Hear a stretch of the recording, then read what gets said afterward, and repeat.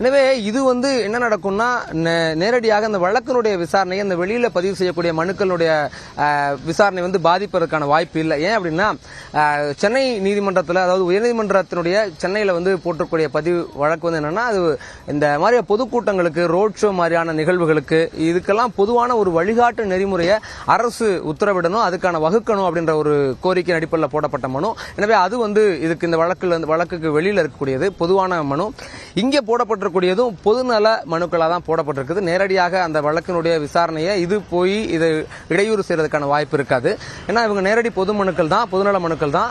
CBI விசாரணை கேட்கறாங்க, இழப்பீடு கூடுதலாக கேட்கறாங்க, தாவேக்கா மேல அங்கீகாரத்தை ரத்து செய்ய சொல்லி கேட்கறாங்க, இன்னும் ஒரு வேற விதமான விசாரணைகளை கேட்கறாங்க. அதனால அந்த பொதுநல மனுக்கள் அப்படிங்கிறது நேரடியாக அந்த சம்பவத்தினுடைய அந்த உயிர் பலி தொடர்பான விசாரணையில நேரடியாக இடையூறு செய்வதற்கான வாய்ப்பு இருக்காது. இன்னொன்று நீங்க கேட்டது மாதிரியே இந்த 2 பேருக்கு இந்த வழக்குல ஏற்கனவே கரூர் மாவட்ட செயலாளர் 2 பேர் அரெஸ்ட் பண்ணியிருக்காங்க, மதியழகன் அப்படின்னு இன்னொருத்தர். இந்த 2 பேரோட அரெஸ்ட் பண்ணதோட சேர்த்து பொதுச் செயலாளர் தாவேக்கனுடைய பொதுச் செயலாளர் என் ஆனந்த், இணை பொதுச் செயலாளர் சிடிஆர் நிர்மல்குமார், இவங்க 2 பேரும் மேலையும் வழக்கு பதிவு செய்யப்பட்டது. இவங்க 2 பேரும் தலைமறைவா இருக்காங்க. முன்ஜாமீன் கோரி அவங்க தாக்கல் செய்யப்பட்ட மனுக்களும் இன்னைக்கு விசாரிக்கப்படுது. அது நீதிபதி ஜோதிராமன் தலைமையில் ஒரு நீதிபதி விசாரிக்கிறாரு. எனவே இந்த மனுவினுடைய விசாரணை, இந்த 7 பொதுநல மனுக்களையும் ஒன்னா விசாரிக்கிறாங்க. இந்த விசாரணை முடிஞ்சதுக்கு பின்பாடு தான் அவங்களுக்கான அந்த விசாரணை நடக்கிறதுக்கான இப்போ திட்டமிடப்பட்டிருக்குது. எனவே அதுல அவங்களுக்கு ஜாமீன் கொடுக்கறாங்களா இல்லையா அப்படிங்கறதும் ஒரு பெரிய எதிர்பார்ப்பா இருக்கு. நீதிமன்றத்தினுடைய நகர்வுகளை பொறுத்தா, அடுத்து காவல்துறையினுடைய அவருடைய வார்த்தைகளை பொறுத்தா அவங்களுடைய சட்ட நகர்வுகள் இருக்கும். அதுக்கு பின்னாடி தான் தமிழக வெற்றி கழகம் என்ன முடிவுகள் எடுக்க போறாங்க. ஏன்னா விஜய் மேல வழக்கு இன்னும் பதிவு செய்யப்படல. அது தொடர்பாகவும் பல்வேறு விமர்சனங்கள் இருக்குது. இன்னொன்னு மிக முக்கியமா, அடுத்து விஜய் அவருடைய பிரச்சாரத்தை அடுத்து நகர்த்திட்டு போறதுக்கு, கரூருக்கு போறதுக்கு, இதுக்கெல்லாம் அவர் அனுமதி கோரி ஒரு மனு தாக்கல் செய்ய போறதாகவும் ஏற்கனவே அவங்க தரப்புலன்னு சொல்லிட்டு இருந்தாங்க. அந்த மனு இன்னும் தாக்கல் செய்யப்படல. இந்த ஜாமீன் தொடர்பாக என்ன சொல்லுது நீதிமன்றம், இந்த 7 பொதுநல மனுக்கள்ல நீதிமன்றம் என்ன சொல்லுது அப்படிங்கறத பொறுத்து தான் அவங்க அடுத்த நகர்வுகளுக்கு போவாங்கன்னு எதிர்பார்க்கப்படுது. காயத்ரி, இப்போ இந்த வழக்குல இப்ப அடுத்த அப்டேட்ஸ், அதாவது அடுத்த மேலதிக தகவல்கள் வெளியாயிருக்கு. அது என்னன்னா, அரசு தரப்புல சொல்லிட்டு இருந்தாங்க இல்லையா, நீ சிபிஐ விசாரணை தேவையில்லைன்னு. அதுல அடுத்து என்ன சொல்றாங்கன்னா, எங்கள் தரப்பினுடைய வாதங்களை பதிவு செய்யறதுக்கு அனுமதி கொடுங்கன்னு கேட்டிருக்காங்க அரசு தரப்புல. நீதிபதிகள் ஒரு முக்கியமான வரைக்கும் கூட்டம் நடத்த அனுமதி வழங்குச்சு அரசு தரப்புல சொல்லக்கூடிய வாதம். மாநில நெடுஞ்சாலையில ஏன் எப்படி அனுமதி கொடுத்தீங்க அப்படின்னு நீதிபதி அடுத்த கேள்வி கேட்கிறாங்க. அதாவது இந்த வழக்கு விசாரணையினுடைய அதனுடைய தீவிரத்தன்மை அடையக்கூடியது இப்பதான் தீவிரம் அடைய தொடங்கி இருக்குது. நீதிபதிகள் கேட்கக்கூடிய வார்த்தைகள் முக்கியமானதாக பார்க்கப்படுது இந்த இடத்துல. ஏன்னா இதுவரைக்கும் இப்படி ஒரு கேள்வி எழுப்பப்படலை. அது மாநில நெடுஞ்சாலையா தேசிய நெடுஞ்சாலையா, மாநில நெடுஞ்சாலையில எப்படி அனுமதி கொடுத்தீங்க அப்படின்னு கேட்கறாங்க.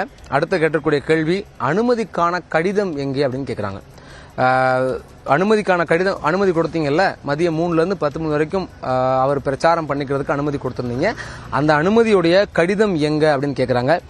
சாலையினுடைய வடக்கு பகுதியில் தானே அனுமதி கொடுத்திருக்கீங்க அப்படிங்கிற ஒரு கேள்வியை நீதிபதி முன்வைக்கிறாங்க. அந்த வடக்கு பகுதி அப்படிங்கிறது தான் விஜய் நின்றிருந்த, அதாவது விஜயினுடைய வாகனம் நின்றிருந்த சாலை. மாநில நெடுஞ்சாலையினுடைய அந்த நெடுஞ்சாலையினுடைய 2 பகுதிகளில் ஒரு புறத்தில் தான் விளக்கு அணைஞ்சிருந்தது, மின் விளக்குகள்லாம் அணைஞ்சு அந்த சம்பவம் நடந்த பகுதி அது சாலையினுடைய வடக்கு பகுதியில் தானே அனுமதி கொடுத்திருந்தீங்க அப்படின்னு நீதிபதி கேட்குறாங்க. அதுக்கு பிறகு சாலையினுடைய வடக்கு தான் அனுமதி கொடுக்கப்பட்டதுன்னு அரசு தரப்பும் அதை ஆமோதிச்சு அதே வார்த்தையை திரும்ப சொல்றாங்க.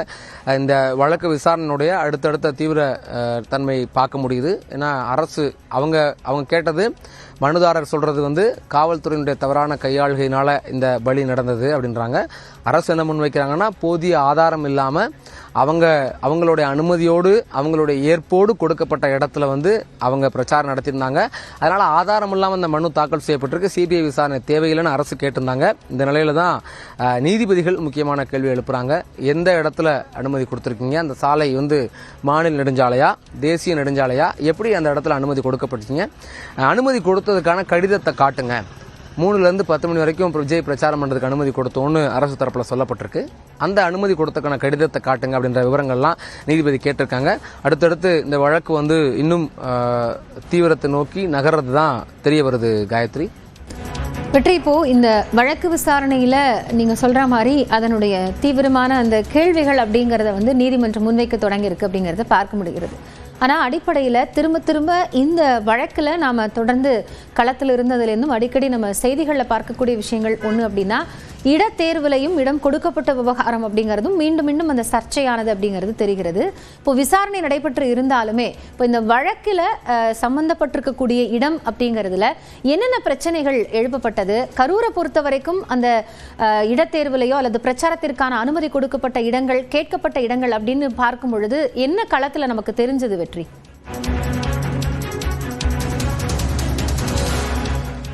இல்லை, இது முக்கியமான நம்ம விவாதிக்கப்பட வேண்டிய ஒன்று தான். ஏன்னா நம்ம முதல் கூட்டத்திலிருந்து விஜய் திருச்சி போனதுலேருந்து திருச்சி, அரியலூர், குன்னம், பெரம்பலூர், அதுக்கப்புறம் நாகப்பட்டினம், திருவாரூர், நாமக்கல், கரூர்னு எல்லா இடங்களுக்குமே நாம் நேரில் போகும்போது இருந்த ஒரு நம்ம கவனிச்சதில் என்ன தெரிய வருது அப்படின்னா, இந்த இடத்தேர்வு அப்படிங்கிறது எல்லாமே இவங்க பொது இடம், பொது மக்கள் அதிக நடமாட்டம் இருக்கக்கூடிய பேருந்து நிலையம் பக்கத்துலேயோ அல்லது அண்ணா பெரியார் சிலை இருக்கக்கூடிய ஒரு முக்கிய சாலையினுடைய சந்திப்புலையோ பிரதானமான சாலையிலையோ தான் இவங்க அனுமதி கேட்குறாங்க. கேட்ட இடத்துல தான் இவங்களுக்கான பிரச்சாரம் கொடுக்கப்படுது.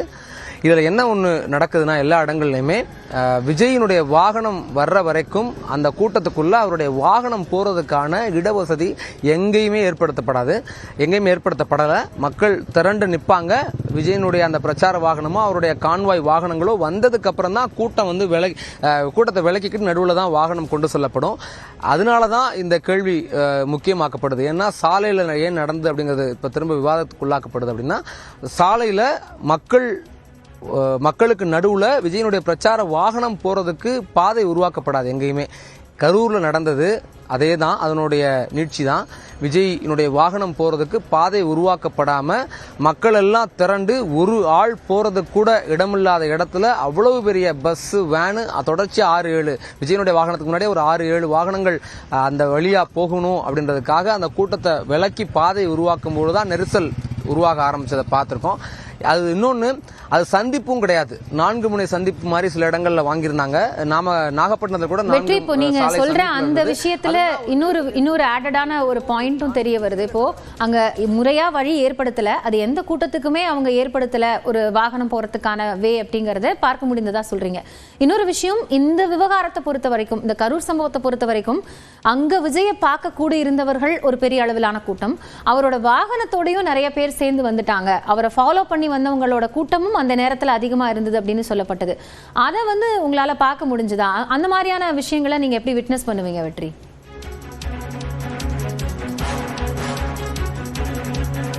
இல்லை, அது நேர நம்ம திருச்சி விமான நிலையத்தில் நம்ம போய் இருந்து பார்த்தப்போ, திருச்சி விமான நிலையத்தில் இருந்தே அங்கதான் முதல்ல பார்க்குறோம் அவ்வளவு பெரிய வாகனங்கள். விமான நிலையத்திலிருந்து அவர் பிரச்சாரம் பண்ண போற இடத்தை அடையிறதுக்கு 3-4 மணி நேரம் மேல ஆச்சு. அவ்வளவு தூரம் அவர் அந்த ஏர்போர்ட்ல இருந்து அந்த டோல்கேட் பகுதிக்கு வர்றதுக்கே அந்த கூட்டம் அப்படிங்கிறது எல்லா இடங்கள்லையும் தொடருது. அவங்க கட்சி சார்பில் தொடர அறிவுறுத்தலை கொடுக்குறாங்க, வாகனத்தை பின்தொடராதீங்க அப்படிங்கிறாங்க.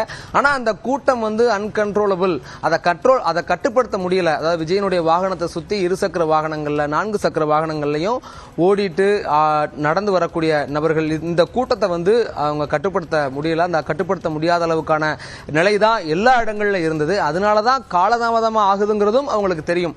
ஏன்னா அவர் இப்போ 12 மணிக்கு கரூருக்கு வராரு அப்படின்னா, கரூர்ல இந்த பிரச்சாரம் நடக்க போற இடத்துல இருந்து அவருடைய வாகனம் சேர்ந்தது ஒரு 3 கிலோமீட்டர் தூரம். அந்த 3 கிலோமீட்டர் தூரத்தை இவங்க கடந்து வரதுக்கு 2 மணி நேரம் ஆகுது. நம்ம அங்க சம்பவ இடத்துல இருக்கோம். 5 மணிக்கு அவர் அந்த சேலம் மதுரை நெடுஞ்சாலைக்கு வந்துடுறாரு. அங்க இருந்து இந்த கரூர் ஈரோடு ரோட்டுக்கு வர்றதுக்கு 2 மணி நேரம் ஆகுது. அப்போ இதுக்கு காரணம் அடிப்படையில் வாகனத்தை சுத்திக்கிட்டே வரக்கூடிய அந்த 2 சக்கர வாகனங்கள் வரக்கூடிய தொண்டர்கள், ரசிகர்களுடைய அவர்களுடைய நெருக்கடினால தான் இந்த அளவு காலதாமதம் ஏற்படுதுங்கிறதும் அங்க உள்ள ஒரு முக்கியமான ஒரு கவனிக்க வேண்டிய அம்சம் நினைக்கிறேன். இப்போ அந்த சிபிஐ மனு தொடர்பான விசாரணையில் இப்போ அடுத்தடுத்த நீதிபதிகள் பல முக்கியமான கேள்விகளை கேட்டிருக்காங்க. வந்திருந்தவங்களுக்கு குடிநீர் கொடுத்தீங்களான்னு கேட்டிருக்காங்க. வந்திருந்தவங்களுக்கு குடிநீர் கொடுக்கப்பட்டிருக்கா, அவங்களுக்கான சுகாதாரமோ தேவையோ அதெல்லாம் உறுதிப்படுத்தப்பட்டுச்சான்னு நீதிபதி கேட்குறாங்க. சட்டம் ஒழுங்கு போலீசார் இதை கண்காணிச்சாங்களாங்கிற ஒரு கேள்வியும் நீதிபதி முன்வைக்கிறாங்க. பொதுமக்களுடைய உயிரை பாதுகாக்க வேண்டியது காவல்துறையோட பொறுப்பு அப்படிங்கிற ஒரு வார்த்தையை நீதிபதிகள் பதிவு செய்கிறாங்க. தொடர்ச்சியா இந்த இடத்துல அவங்க தாமதமாக வந்தது, அதிகமான கூட்டம் சேர்ந்தது, அல்லது இந்த கூட்டம் சேர்றதுக்கான ஒரு சில வியூகங்களாக விஜய் தரப்புல செய்யப்பட்டதை எல்லாம் குற்றச்சாட்டா சொல்லப்பட்டது இல்லையா. இப்போ நீதிபதிகள் கேட்டிருக்கூடிய கேள்வி என்னன்னா, குடிநீர் வழங்கப்பட்டதா